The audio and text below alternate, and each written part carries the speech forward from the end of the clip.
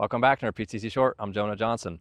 So harvest has begun here in Ohio, and so this week I want to bring to your attention that make sure you're out walking your fields, prioritizing fields for harvest, because as we've been looking at cornfields, they've been really melting down quick. And so unfortunately, we've had all this moisture all growing season, and now Ohio is in a mild drought again, according to the Ohio Drought Monitor. So you want to prioritize, be walking your fields and look at the fields. It's pretty visual. Right now you can see fields that are changing rapidly, and as we're pushing over plants, doing the stalk pinch test, stalks are pretty hollow, meaning that those plants has remobilized and cannibalized itself to fulfill that corn plant to that ear as best as possible. Now, what's going to happen if you've not reached black layer yet, those plants that's going to try to move all those nutrients into those ears, you're going to have light fluffy kernel weights, which induces light test weight in some cases. Now, granted, there's some really good corn out there, and there's some spots that are not so good, but you guys know where your dry soils are, gravelly based soil, sands, what have you.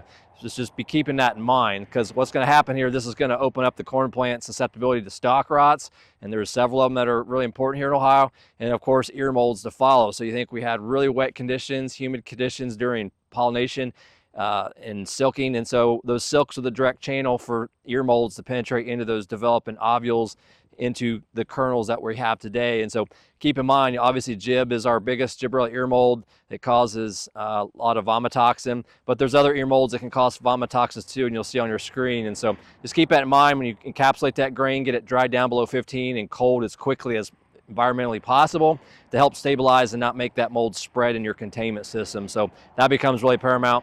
You're not new to this, but just making you aware that this is the potential that we're looking at this fall, because in the next 7 to 10 days, there's no rain, and the heat during the day is going to make these crops progress extremely rapid. So just keep on ahead of it before as we enter harvest. So if you have more questions, follow us on PCTnutrients.com. I'm Jonah Johnson. Thanks for watching.